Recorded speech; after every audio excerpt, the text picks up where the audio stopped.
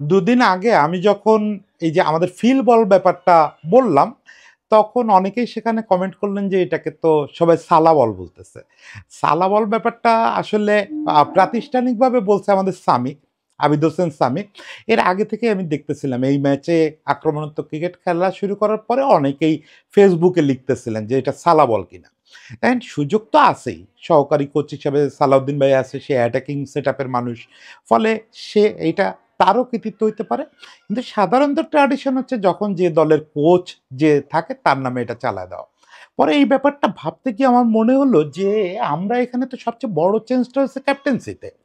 এবং যে অ্যাটাকিং ক্রিকেটের কথা বলতেছি, এটা হয়তো কোচ আলোচনা করতে পারে, 11-এ কোচের চিন্তার প্রভাব পড়তে পারে। কিন্তু অনফিল্ড যে ব্যাপারগুলো আমরা দেখলাম, এই ব্যাপারগুলো তো একটা বড় কৃতিত্ব ক্যাপ্টেনের। তো হোয়াই নট যে আমরা এটারে মিরাজ বল বলি। তো যাই হোক, এটা আসলে সবগুলাই ফান। এই আপনার বাজ বল, গৌতম বল, ফিল বল, সালা বল, মিরাজ বল, যাই বলেন সব ফান, মজা। এইরকম তো একটা আসলে প্রাতিষ্ঠানিক কিছু নাই যে এটা এইটা হচ্ছে থিওরি, এই থিওরির আবিষ্কারক হচ্ছে উনি। এরকম তো কিছু নেই। অ্যাটাকিং ক্রিকেট, সেই অ্যাগ্রেসিভ ক্রিকেট, এই জিনিসটা যে আগের দিনও বলছি, সেই ডন ব্র্যাডম্যানের আমল থেকে অস্ট্রেলিয়া করে আসতেছে। বিভিন্ন সময় ওয়েস্ট ইন্ডিজ করছে, ইন্ডিয়া এখন করতেছে। ফলে এটা কপিরাইট কারণ না। এটা আসলে কারো নামে চালানো যায় না। আমি আজকে ওই যে আজকেও কনটেন্ট আকর্ষণীয় করার জন্য মিরাজ বল নাম দিলাম। কিন্তু আজকে আলোচনা করতে চাই একটু মিরাজের ক্যাপ্টেন্সি নিয়ে। যে নতুন কি দেখলাম এবং একেবারে বাংলাদেশে কখনো দেখিনি এরকম কিছু জিনিস মিরাজের ক্যাপ্টেন্সিতে এই ২ টেস্টে দেখছি। সেটা একটু বলি। দেখেন, আমি বুঝতেছি যে আজকে আপনাদের কথার ইস্যু হচ্ছে যে গ্লোবাল টি-20 লিগ, যেখানে অলরেডি একটা ফাজলামো শুরু হয়ে গেছে। তো আমি আসলে বলি যে আমি বিগ ব্যাশ ছাড়া পুরো যে টি-20 ফ্র্যাঞ্চাইজি লিগগুলো, আইপিএলরা হয়তো একটু গ্রেস দিয়ে ভাবা যায়। বাকি সবগুলো আমার কাছে রসিকতা মনে হয়, তামাশা মনে হয়। সবগুলা টি-20 লিগ, ইনক্লুডিং বিপিএল। বিপিএল সম্ভবত এই তামাশার র‍্যাঙ্কিংয়ে সবার উপরে থাকবে। তো সেই তামাশাগুলার একটা সম্মিলন হচ্ছে গায়নায়। ওই নাম হচ্ছে গ্লোবাল টি-20 লিগ। তো সেই গ্লোবাল টি-20 লিগে যে তামাশা হবে এবং সেখানে বাংলাদেশের একটা দল রংপুর ফাইনালে উঠছে, উঠে এখন শুনতেছি সে নাকি খেলতে পারবে না। তার খেলার মতো পরিমাণে খেলোয়াড় নাই। তো এই তামাশা নিয়ে আজকে কথা না বলি, রাতটা দেখি। যদি মনে হয় যে এটা নিয়ে কথা বলার মতো, কালকে কিছু বলব না। আজকে ওই যে মিরাজের কথা বলতে চাচ্ছিলাম। মিরাজের ক্যাপ্টেন্সি নিয়ে আমি সম্ভবত অনেকবার মুগ্ধতা প্রকাশ করছি। সেটা মিরাজ ক্যাপ্টেন না থাকা অবস্থায়ই করছি। কারণ মিরাজকে মোটামুটি ১৫ বছর বয়স থেকে ক্যাপ্টেন্সি করতে দেখছি। আন্ডার-19 ২ বার করতে দেখছি। একদম চোখের সামনে দেখছি এগুলো। ফলে মিরাজের প্রতি আমার একটা ক্যাপ্টেন মিরাজের প্রতি, অলরাউন্ডার মিরাজের প্রতি একটা বায়াসনেস আছে। অনেকে আমার অনেক কনটেন্টে অনেক কমেন্ট আছে এরকম যে আকবর আর মিরাজরে নিয়ে আপনার বায়াসনেস ত্যাগ করতে হবে। ভাই এটা পারব না। একটা ভালোবাসা এত সহজে ত্যাগ করা যায় না। আমি জানি আকবর হয়তো জীবনে বড় কিছু হইতে পারবে না। কিন্তু ওর প্রতি বায়াসনেসটা আমার থেকে যাবে। বেশিরভাগ লোক হইলেই আমার জায়গায় বলতো যে, "না আমি বায়াসড না।" আমি বায়াসড। এটা স্বীকার করতে দোষ কি? মিরাজের প্রতিও আমার সেই বায়াসনেস আছে।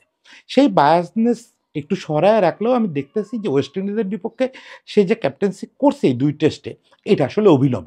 এটা আমারও কল্পনার বাইরে এবং মিরাজকে আরো যারা হাইলি রেট করেন তাদেরও কল্পনার বাইরে। এই ২ টেস্টে মিরাজ প্রুভ করে দিছে এখন পর্যন্ত আমরা বাংলাদেশের টেস্ট ক্রিকেটে যতজন ক্যাপ্টেন পাইছি তার মধ্যে সবচেয়ে অ্যাটাকিং ক্যাপ্টেন্সি সে করলো এই ২ টেস্টে। অ্যাকচুয়ালি আমরা তো অ্যাটাকিং ক্যাপ্টেন খুব একটা পাই নাই। আমাদের হিস্ট্রির সবচেয়ে অ্যাটাকিং ক্যাপ্টেন হচ্ছে সাকিব।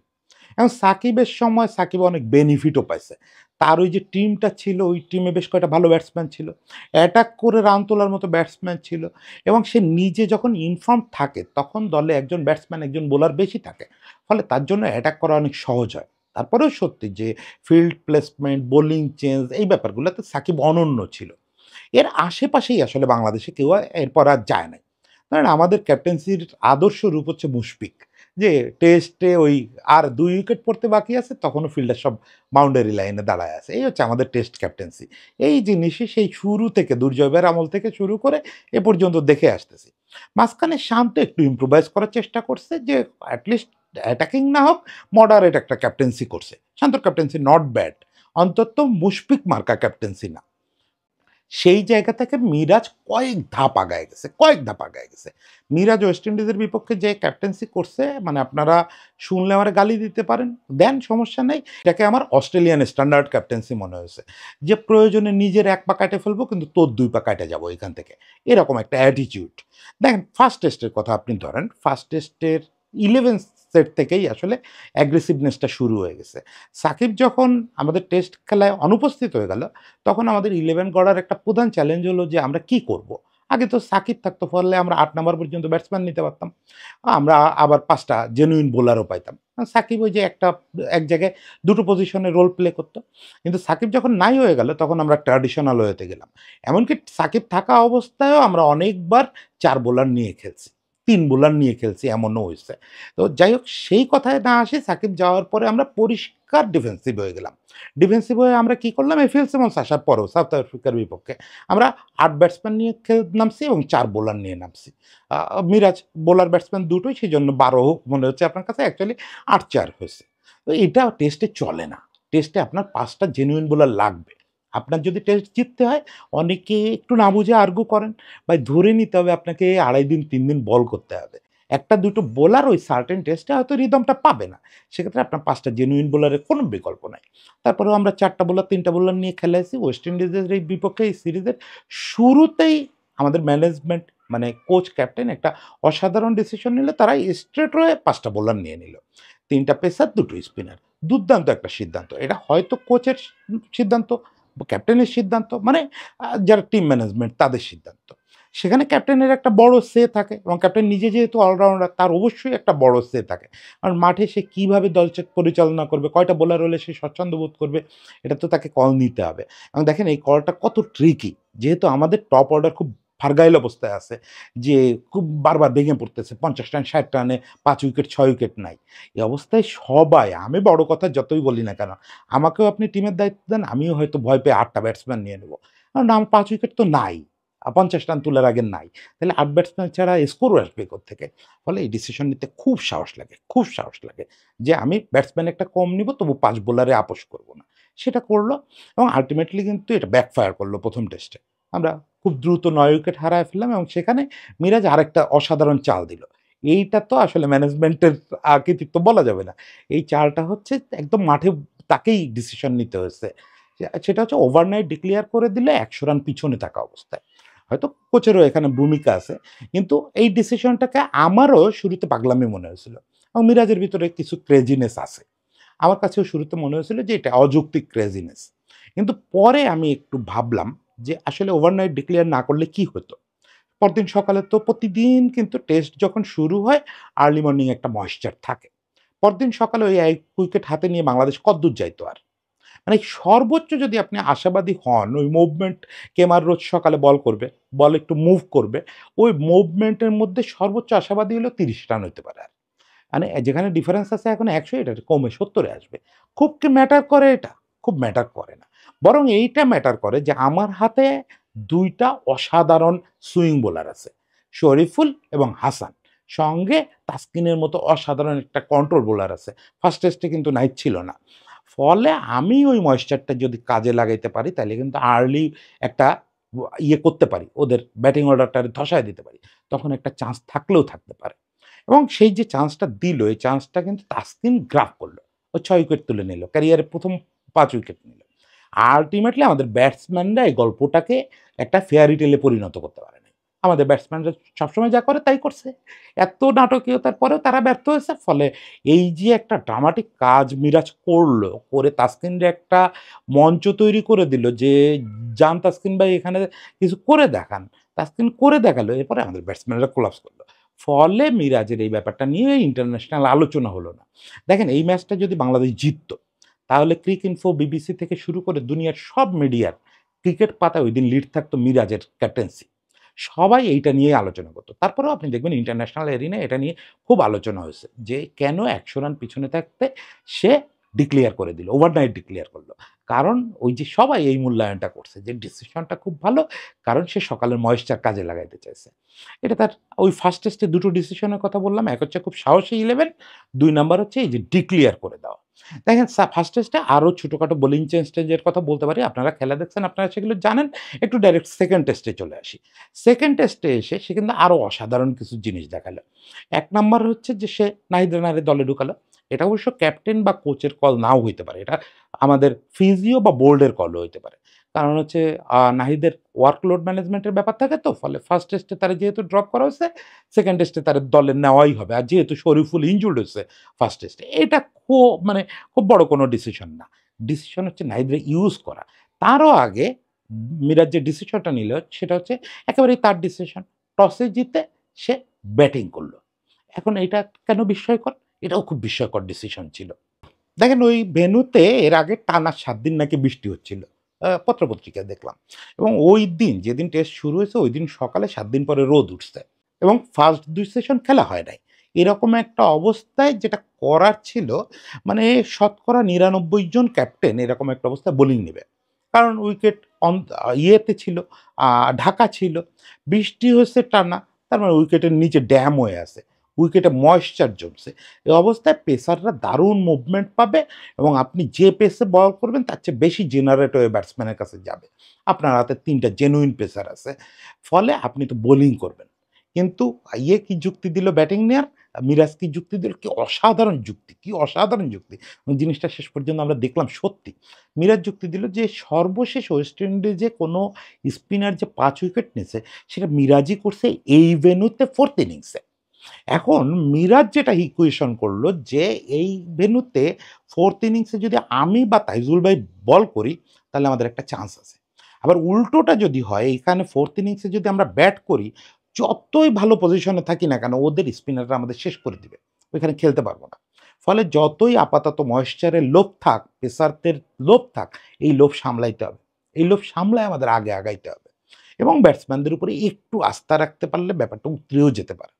আস্থা রাখলো ব্যাটসম্যানদের উপরে, ট্যাকটিক্যালি অসাধারণ একটা মুভ দিল, ব্যাটসম্যানরা কোলাপস করলো।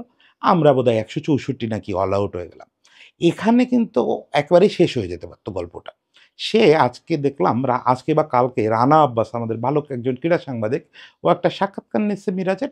ওখানে সে বলতেছিল যে সেকেন্ড ইনিংসে আমরা যখন ব্যাটিং করতে যাই, তখন আমি সবাইরে যেটা বলছিলাম যে আমাদের এখানে একমাত্র উপায় আক্রমণ করা। একমাত্র উপায় আক্রমণ করা। বিশেষ করে মমিনুল ভাই অসুস্থ হয়ে গেল। তারপরে দীপু মানে যে শাহাদাত, দীপু গেল ওপরে। তারপরেই আমি গেলাম। তো দীপুরে আমি বললাম যে, "তুই যেমনই ব্যাটিং আগে পরে করিস না কেন, তুই মনে কর ওয়ানডে খেলতেছিস। তুই একদম ০ রান করে আউট হয়ে যা, তাও তোরে কিছু বলবে না, দায়িত্ব আমি নিলাম। তোর ক্যারিয়ারের যদি কোনো ক্ষতি হয়, দায়িত্ব আমার। তুই আমার ঘাড়ে দোষ চাপাস। তুই গিয়ে ১ম বল থেকে চার্জ কর।" এবং সেই দীপু যে এখনো পর্যন্ত যতটুকু লঙ্গার ভার্সন খেলছে তার স্ট্রাইক রেট ৩৫ এর কম। যে সাদমান এতদিন পর্যন্ত টেস্ট খেলছে তার স্ট্রাইক রেট ৪০ এর কাছাকাছি, দুইজনই চার্জ করা শুরু করলো। এবং রীতিমতো পাগল বানায় ফেলল। এরপরে সে নিজে গেল, নিজে গিয়ে একটা দুর্দান্ত ওইরকম আক্রমণাত্মক ইনিংস খেলল। এবং সে আবার ওখানে বসে ড্রেসিং রুমে মেসেজ পাঠাইছে যে উইকেট ঠিক আছে, কেউ ভয় পাওয়ার কিছু নেই। সবাই আসতে হবে, মারতে হবে। শেষ বিকালে শুধু জাকের আলী একটু স্লো করছিল। কারণ শেষ বিকালে উইকেট আর হারাইতে চায় নাই। পরদিন সকালে মুমিনুলরে আরেকটা চান্স দিতে চাইছে। মুমিনুল জন নিয়ে খেলতেছিল, পরদিন ৮ নাম্বারে খেলছে, সে তেমন কিছু পারে নাই। জাকের পরদিন পোষায় দিছে। সব মিলে ১ম ইনিংসের প্রায় সমান ওভার খেলে বাংলাদেশ ২য় ইনিংসে প্রায় ১০০ রান বেশি করছে। ১০০ র কাছাকাছি রান বেশি করছে। This is cricket. এই যে অ্যাটাকটা করা মাঠে বসে, দিস ইজ ক্রিকেট। এছাড়া সে যখন ফিল্ডিং করছে, সে ওই ইন্টারভিউতে বলতেছিল যে, "আমি প্রত্যেকটা যেটা বলতেছিলাম যে, আমি অ্যাটাক করব। আমরা সবাই অ্যাটাক করব। সে অ্যাটাক করার বুদ্ধিটা কি হইতে পারে? আমার একার বুদ্ধিতে হবে না। আমার একার সিদ্ধান্তে হবে না। আমি কোনো কিছু বলব, ওইটা ফাইনাল এই দিন নাই। একেবারে প্রত্যেককে ভাবতে হবে যে কিভাবে আরো অ্যাটাক বাড়ানো যায়। সেইটার জন্য প্রত্যেকে বুদ্ধি করো। যে বুদ্ধি সবচেয়ে ইয়াঙ্গার যে আছে, তোমার মাথায় যদি কোনো বুদ্ধি আসে, আমার জানাও। আমরা সেইটা এক্সিকিউট করব ভালো মনে হলে। সবাই আলোচনা করব। This is captaincy. This is captaincy. Captaincy মানে আপনি একা গাধার মতো সব বোঝা নিজের কাঁধে তুলে নেবেন তা না। সবাইরে দিয়া বেস্ট আউটপুটটা নিতে হবে।" কি অসাধারণ করছে। নাহিদ রানারে ২ ইনিংসেই ৩ ওভার করে স্পেল করাইছে। একটা মাত্র বোধহয় ৫ ওভারের স্পেল করাইছে। যে স্পেলটা শুরু থেকে ও 145 এর নিচে নামতেছিল না। ১টা-২টো ওভারে 148 এরও নিচে নামে নাই। ফলে পাগলপাড়া একটা ব্যাপার করার জন্য, মানে ওদের ওই জবাবটা দেওয়ার জন্য যে ও ওই কাজটা করছে। দেখেন জবাব দেওয়া কারে বলে? একেবারে শেষ দিকে এসে যখন ওয়েস্ট ইন্ডিজের আর ১ উইকেট বাকি আছে, ২ টা টেইল এন্ডার ব্যাট করতেছে, তখন সে আবার নাহিদ রানারে আক্রমণে নিয়ে আসছে। এর আগের স্পিন অপারেশনটা একটু পরে বলতেছি। নাহিদ রানারে আক্রমণে নিয়ে আসছে। এটা আসলে কি বুঝালো বলেন তো? ওই যে ফার্স্ট ইনিংসে আলজারি জোসেফ পেস দিয়ে বাংলাদেশের ব্যাটসম্যানদের বিটেন করতেছিল, গায়ে হাত পায়ে লাগাচ্ছিল, ওইটা সে এদের টেইল এন্ডারে অন্তত আরেকবার লাগায় দেখাতে চাচ্ছিল যে, "তুই যা, কিছু একটা করে দেখা।" মনে হচ্ছিল যে পন্টিং ২০০৫ এ যেরকম টেইটরে ডেকে নিয়ে আসছিল দেশ থেকে, যে হারমিসন পন্টিং এর এই জায়গায় বল লাগাইছিল, কাটিয়ে দিছিল। তাইতে পন্টিং দেশ থেকে শন টেইটরে ডেকে নিয়ে আসছিল যে, "আমার ওদের রক্ত লাগবে উইকেটে।" ওই জিনিসটা মিরাজের ভিতরে যে, "আমার ওদের রক্ত লাগবে। ওরা আমারে লাগাইছে।" তার আগেই নাহিদ রানা অবশ্য কেমার রোচরে অলমোস্ট ম্যাচ থেকে ছিটকে দিছে ওই ইয়েতে লাগায়া, আঙ্গুলে লাগায়া। মানে এই যে অ্যাগ্রেশন, এই যে ব্লাড দেখতে চাওয়ার প্রবণতা, এইগুলাই। আর লাস্ট অফ অল সে যে কারণে টসে জিতে ব্যাটিং করার সিদ্ধান্ত নিল। মানে 4th ইনিংসে স্পিন দিয়ে জিতবে। দেখেন তার হাতে ৩ টা ওয়ার্ল্ড ক্লাস পেসার। তারপরেও সে কিন্তু পেস আ বন্ধ করে ওই 2nd ইনিংসের ১০ ওভারের মধ্যে তাইজুলকে বোলিংয়ে নিয়ে আসছে। তখনও বল চকচকে নতুন। নাহিদেরও আগে তাইজুল বোলিংয়ে চলে আসছে এবং এক প্রান্ত থেকে তাইজুল টানা অপারেশন চালায়া গেছে। আরেক প্রান্তে নাহিদ, হাসান, তাসকিন সে নিজে সবাই রোটেট করে বল করছে। মানে তাইজুলকে তার মূল অস্ত্র মনে করতে হবে। এই যে আগে একদিন আমি মিরাজের ওয়ানডে ক্যাপ্টেন্সি নিয়ে একটু সমালোচনা করছিলাম। যে, "মিরাজ শোনেন, মূল ব্যাপার হচ্ছে অন্যের কাছ থেকে বেস্টটা বের করা। নিজেই সবকিছু করতে হবে না।" আমার কাছে মনে হচ্ছে যে মিরাজ নিজের আত্মার কাছ থেকে ওই কলটা পাইছে। আমার কনটেন্ট মিরাজ দেখছে এটা আমার বিশ্বাস হয় না। কিন্তু ও আত্মার কাছ থেকে কলটা পাইছে। ও বুঝছে কে কোন জায়গাটা কেন বেস্ট এবং তার কাছ থেকে কি পায় করতে হবে বেস্টটা পাইতে। সেই জিনিসটাও বুঝছে যে 4th ইনিংসে এখানে তাইজুল ভাই বেস্ট। এটার আশেপাশেও আমি নাই। ফলে আমি গিয়ে ওই ৪ জনের লাইনে দাঁড়াই আমরা রোটেট করে বল করব। আর এদিক থেকে তাইজুল ভাই কাজটা করবে। তাইজুল ভাইরে টানা জায়গা দিয়ে গেছে। তাইজুল ভেরিয়েশন দিয়ে দিব্যি বের করে নিয়ে আসছে match. This is all about cricket, this is Miraz ball. আসেন সবাই মিলে মিরাজের নামেই চালায় দেই ব্যাপারটা। ওই যে সোর্স চালাই দেন। এই এখন থেকে বলবেন এটা মিরাজ বল, কেমনে জানছেন? সোর্স চালাই দেন। সবাই ভালো থাকেন।